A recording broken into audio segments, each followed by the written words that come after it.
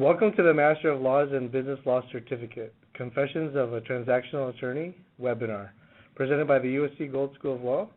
My name is Junior Seo, and I'll be your host today. First, I'd like to just thank you for taking the time out of your busy schedule to join us. If you have any questions, please type them into the Q&A box on the lower right-hand corner of your screen and hit send. Feel free to enter your questions as you think of them. We'll answer as many times as time allows at the end of the presentation.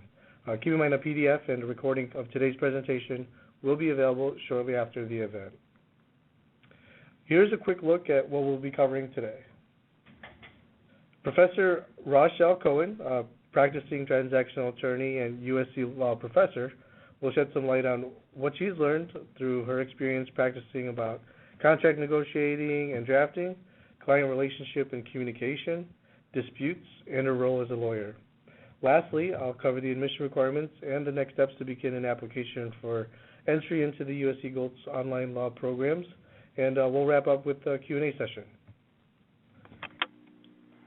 Thanks, Uni. Now, you're welcome. Now let's get started. Hello, Rachelle? Yes, hello. Hi. Thank you for joining us today. As Uni mentioned, you can submit your questions online, and one negative thing about having a webinar like this is that I can't see any of you, so I can't tell whether you're bored and falling off your chair or engaged but have no idea what I'm talking about. So I can't tailor the presentation, but I do hope that you'll ask questions if there's anything that's confusing or if you want more information about the class I'll be teaching.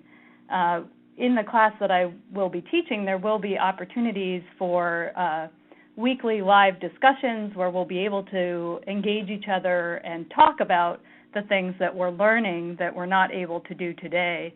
And there's also going to be web discussions that we can have, group discussions, where we'll be posting back and forth where the students can engage with each other and with me as well. So that'll be a little more of a collaborative learning effort than today. Let me tell you a little bit about myself. As Uni mentioned, I am in private practice. I've been practicing for about 14 years now, and I represent all sorts of clients, entities, individuals, and in all sorts of industries and businesses, manufacturing, services, real estate, and others. So as you can imagine, I do a lot of contract work. I'm looking at contracts, reviewing contracts, commenting on contracts, drafting contracts, talking about them with clients. So on a daily basis, I'm constantly dealing with contracts. And so it makes sense that I'm teaching in the summer a contract drafting and strategy class. When I thought about what I was going to teach this summer, it made me reflect, what did I learn in law school? What have I learned since then? My goal is to make the class a very practical experience. So right now, 14 years out, or it's been more since I attended my initial contracts course in law school, I can't tell you anything specific from that class that I'm using today, or something that stuck with me that I think, oh yeah, I learned that in my contracts class. My goal is, in the class that I'm teaching this summer, for students a few years out to be able to say, oh yeah, I remember learning that in the contract drafting class, or that's a useful tip that I learned then. And so my focus is to make this practical, and that's different than how I was taught in a contracts class. Next slide, please.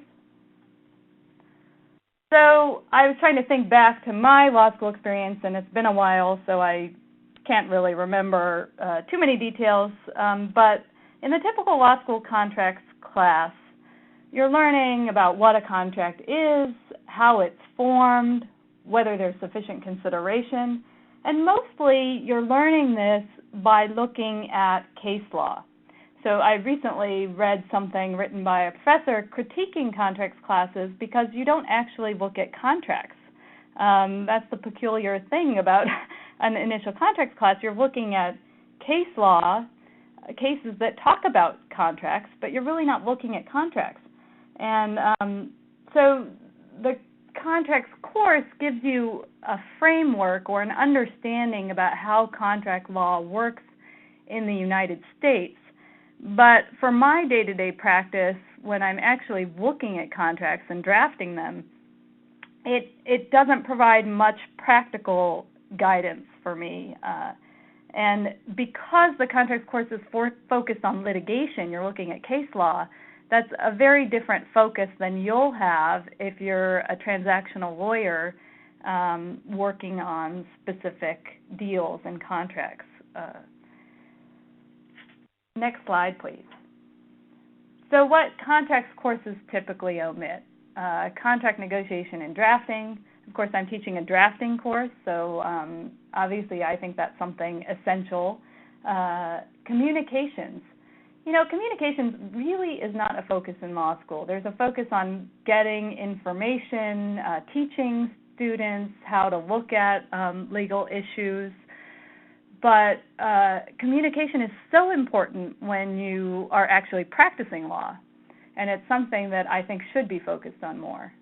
Dealing with clients, obviously, if you've been in practice for any amount of time, you'll have some story of dealing with clients and the challenges that can bring up. Contract disputes, I am not a litigator, so I do not ever go to court except when I get called up for jury duty. But I do often get involved when there's disputes in contracts and before it gets to the litigation point. And I think it's important to think about how you handle disputes at that point. And then finally, I have here the role of the lawyer.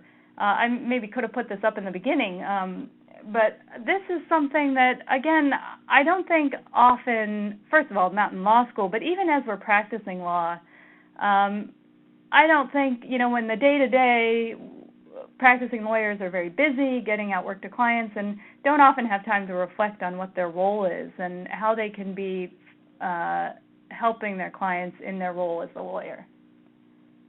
Next slide, please.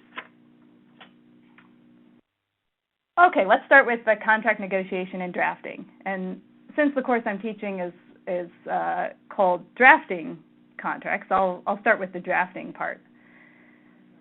In law school, because of our system being an adversarial system, the way law is taught is from an adversarial point of view. So we're looking at case laws where there's, one party suing another party.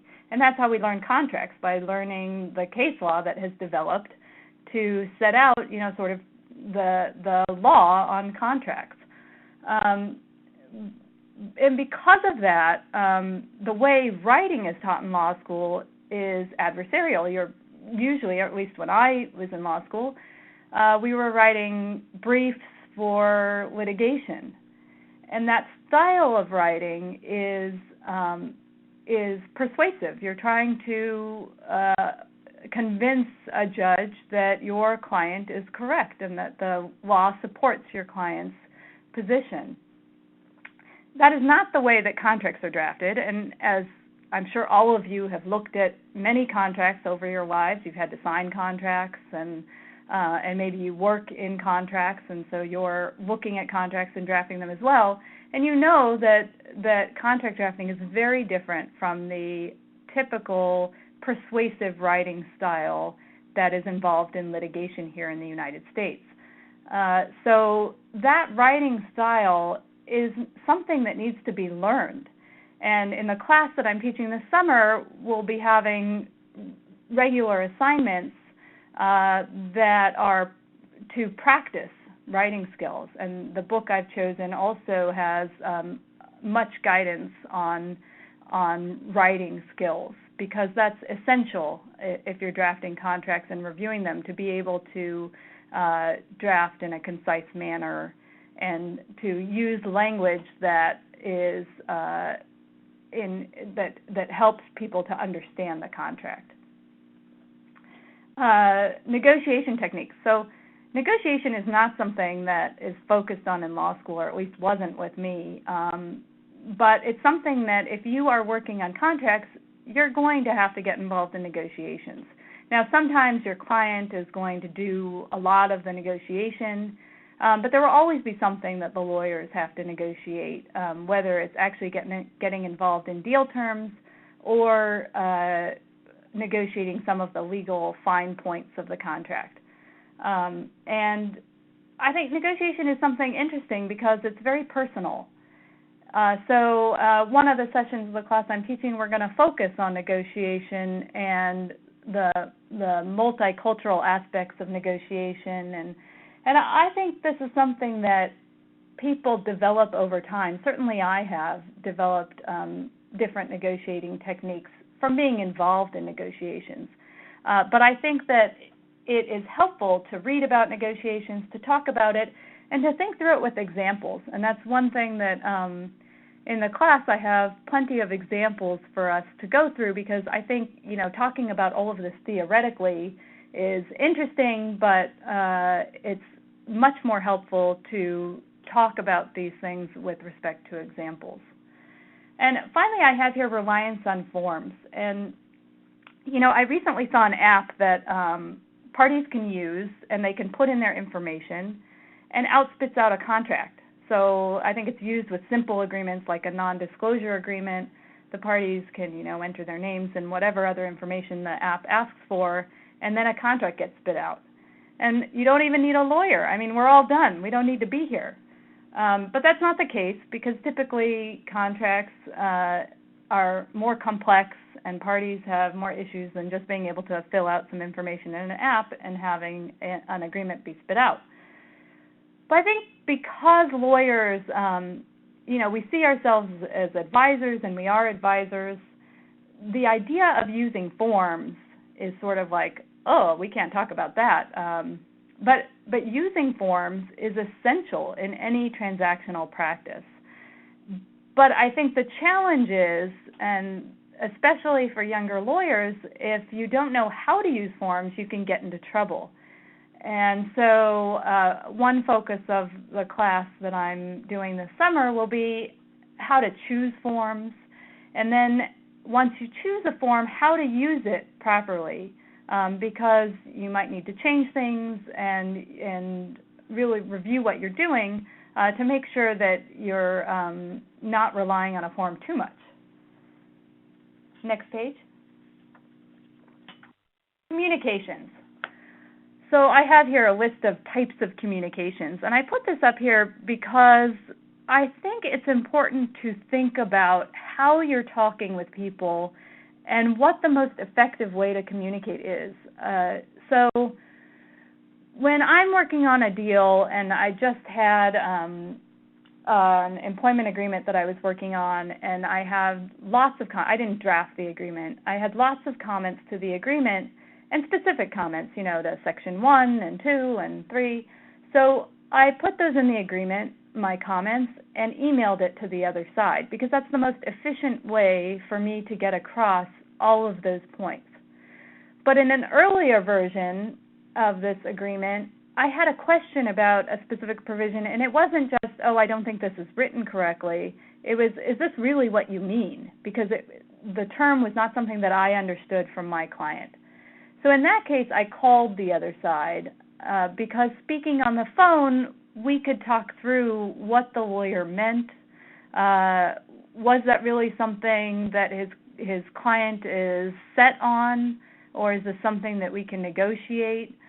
So you can learn more information than just by sending an email. And sometimes you learn information more quickly. An email, someone might misinterpret your question, and so you might have more back and forth, where if you just called, you would get the information more quickly. I think this is a very person-focused approach again, and this is something where I think, I can tell you how I handle things, but then it's also helpful to hear how other people handle things and get your own approach to how you communicate. Communicating with your client. So I just had a client a couple days ago tell me, I hate speaking to my accountant because every time I do, she starts spouting off technical language that I don't understand.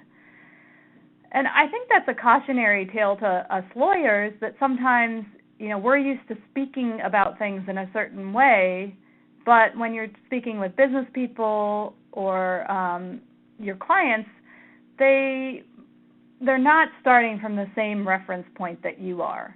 And so sometimes you might be dealing with extremely sophisticated clients that have done hundreds of these types of agreements, maybe more than you even. And you won't have to explain a whole lot to a client like that. But you might be dealing with a client who is not as sophisticated or hasn't worked on the type of deal you're working on with them, and you might want to explain more. The other point is that sometimes what you communicate with your client, how you advise them, might depend on the sophistication of your client, and I'll get to that on another slide in a moment. How you communicate with the other side, like I said, you might email documents back and forth, you might speak on the phone, but I think this is something to consider, how you're dealing with the other side so that you can be most effective in your dealings to get the results for your client. Next slide, please. Okay, dealing with clients. We've talked a little bit about this already, but my first point here, so in contracts class in law school, you don't really talk about your representation of clients. You might, in a professional responsibility class, talk about conflicts, but I know when I was in law school and taking an ethics class, I think a lot of the students tuned out because we thought, we're all ethical, what do we need this class for? But it turns out that legal ethics is not so intuitive and is extremely practical. And once you're practicing, you are dealing with ethical issues. No doubt, every lawyer has faced an ethical issue that they're uncertain how to handle. In transactional practice, who you represent is very important for how you give advice. So sometimes, I might represent a corporation, but I might be talking with the chief operating officer at that corporation, and that's my main contact. Now, the interests of the chief operating officer and the corporation might not always be aligned, and so I need to be in tune with that. I might represent a partnership, or I might represent one of the partners. And so knowing who I represent helps me to decide what advice I'm giving and to whom and who I'm having my communications with. And that's extremely important. And I think through examples, and in my class, like I said, I have lots of examples, and I think through examples we'll sort of talk through these issues and consider them. Providing advice and managing client expectations. So, when you're looking at a contract, and I this week was looking at a lease agreement that's, 30 pages long, I am not going to take my client step by step through that contract and tell them every risk of that contract. So, start with paragraph 1 and we're going to make it to paragraph 56. No client wants to go through that. And so while I'm going to read through the whole contract and note what's problematic and what's okay and what seems fair, I'm going to only tell my client the things that are significant to my client. And how do I know what's significant? And that's getting to know my client, getting to know what their interests are, knowing their position in the deal. And so that's all stuff that we're going to go through in my class through examples, because I think that's really the only way to talk about this. Next slide, please. Okay, contract disputes. So like I said, I don't litigate, and so if a client ever says, I want to sue, I'm going to refer that client to another lawyer. But I do get involved in contract disputes, and for the most part, in law school we are constantly reading case law, and so I think, and the courthouses are all full. I mean, if you look at when your case is going to be heard now in the LA courts, it's forever basically. But for the most part, none of my clients want a lawsuit. It just doesn't make sense. So first of all, the money might not be significant enough to sue because it's very expensive to litigate. It takes the manager's eyes off of the business. They can't focus as much on the business if they're managing a lawsuit. And usually there's a resolution that can be found without going to court. Now, that's not always the case. You might have situations where there's a, bet the company type case where you actually do need to litigate. But that's rare. And so most of the time, people shouldn't end up in litigation. But in order for your client to know what it should be trying to negotiate for or whether it should be litigating, you have to be able to evaluate the contract and get to know what's going on in the facts, to know how strong the client's position is, where the weaknesses are, so you can advise the client. And in the class I'm teaching, we're going to be looking at contracts and interpreting them, and also critiquing them, because I think that's where you can find the holes in contracts and where maybe your client has some risk and where they have strong positioning. And then resolution alternatives. This is something that you build up with experience of trying to think through what else could the client. So you might have a client that says, all I want is to get paid my money and be done with this other party. But there might be some resolution that your client's not thinking of because they're personally invested in the problem or the issue and can't think about alternatives, whereas you coming to it can bring some fresh ideas about how to resolve the dispute that might be beneficial to both sides. Next slide, please. Finally, we get to the role of the lawyer. And like I said earlier, I think this is something that really lawyers don't spend a lot of time thinking about. In a transactional-based practice, since you're not litigating, it's not as adversarial, even though you are representing one side or the other. So I'm always representing one party to a deal. I'm representing the seller or the buyer. I'm representing the employer or the employee. So it is adversarial in that sense, that both sides have lawyers usually, and there's a deal being worked out, and I'm only fighting for my client's position. I don't really, I'm not considering the other side in how I give advice to the client. But because my client wants to get a deal done, I am also facilitating a transaction. And so even though the process, how we do contracts, is adversarial, the process shouldn't be adversarial. And I see my role as a facilitator of the transaction. And so although there have been cases where a client of mine hasn't entered into a transaction after going further in the deal, I wouldn't say just because they worked with me, but because they realized that the terms of the deal weren't exactly what they were hoping for or planning for, there was just too much risk that they weren't willing to take on. In the typical client situation that I work on, the deal gets done. And so it's a matter of finding the best deal for my client that will get them the best result. And so that brings me to the end of my presentation. Like I said, I'm happy to take any questions, and I do hope that some of you will join me in the summer class, because I'm really excited to be teaching it and to have a more interactive process. Great job. Thank you, Professor Rachelle Cohen, for joining us today. Now, I just wanted to explain the admission requirement for the online LLM and the business law certificate programs. The LLM program is designed for international students. So what we're looking for is someone with a first law degree from outside the United States.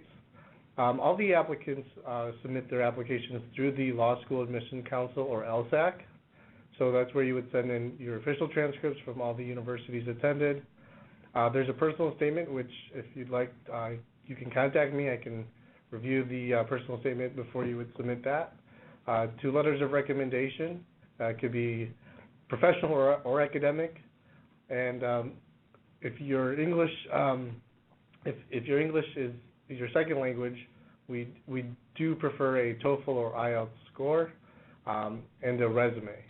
The LSAT or standardized tests are not required for the LLM course. And then we do have a business law certificate, which is available to our U.S. students. And the requirement there is for someone to hold a JD degree. The applications are also submitted through the Law School Admission Council, or LSAC. So again, you would send in your official transcripts from all the universities attended, personal statement, 2 letters of recommendation, a resume, and again, LSAT is not required. Now it's time for the Q&A session. So please take some time now, if you haven't already, to type in your questions in the Q&A box in the lower right-hand corner of your screen.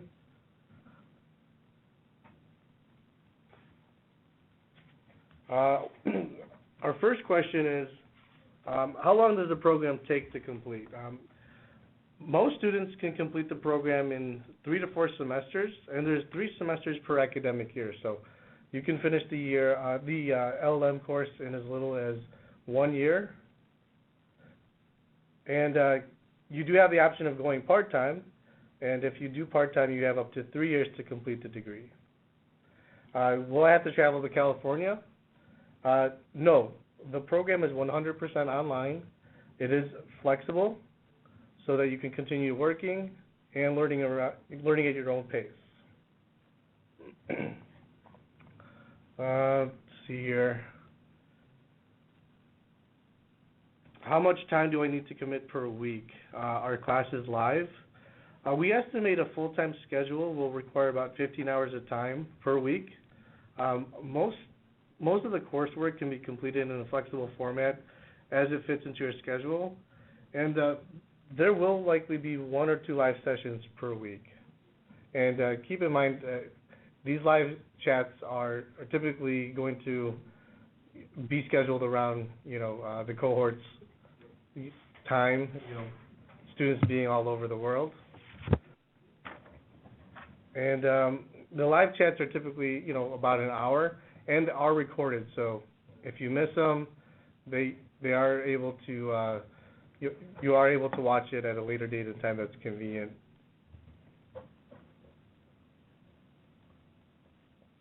Any other questions?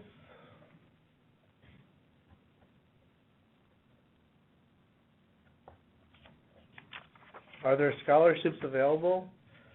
All students who apply will be considered for a merit scholarship through USC, but very few students will be awarded it. Financial aid is available through the FAFSA for U.S. citizens and permanent residents. I have a question for you, Rachelle. What do students find most challenging? That's a good question. Being a student myself, not being a student of this program myself, I think, if you're working and doing school, I think that's always a challenge. And luckily, though, the way most professors have set this up, I think all of the professors in this program, and the way I've set it up, there's a lot of flexibility in when you can get things done. So there's group discussions, but you can submit your responses, late at night if that's when it works for you, or early in the morning. And assignments, you can usually view the assignments way ahead of time. So if you know you're going to have a busy week at work, you can plan ahead. So I think that's always a challenge of scheduling when you're working and doing school at the same time. But this program is designed for that.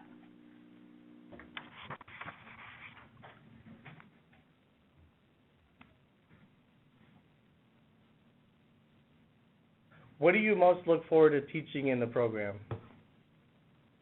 What do I most look forward to teaching in the program? That's a great one. I look forward to working with students in building a repertoire of contract language. I think I see lots of badly drafted contracts that you think, did a lawyer write this? And I want to prevent that from happening to any of the students in my class. And so I look forward to building building their contract drafting skills so that they feel confident when they're drafting and feel confident reviewing and being able to say, this doesn't really make sense. So that's what I look forward to. Okay. I have another one come in. Which or what mistakes should we avoid when drafting a contract? Do we have another hour? So that's a good one. I think the most important thing, and I think I'm not going to be able to tell on this call how you would do this, but the mistake that I mostly see is that the contract is not clear. So if I'm looking at an agreement that I have no participation in it, I just get a contract on my desk that a client sends over. We signed this a long time ago. What rights do we have? And I look at it and I just don't know from reading the contract. And that's the biggest mistake, that somebody looks at it and says, what did we agree to? What does this mean? So that's why a lot of the focus of the class will be on drafting clearly. And you might think, oh, that's easy. It seems easy. And it seems like it should be easy, but it's not always easy. And partly that's because you might be dealing with complex terms that you have to sort of wrap your head around, what am I even trying to write? But then also the way we speak is sometimes different than how we should write. And a lot of times I think people end up writing how they speak, or they use forms that have sort of language that we don't really use anymore, and they don't totally understand what it means, but they keep it in there, and the contract becomes unclear.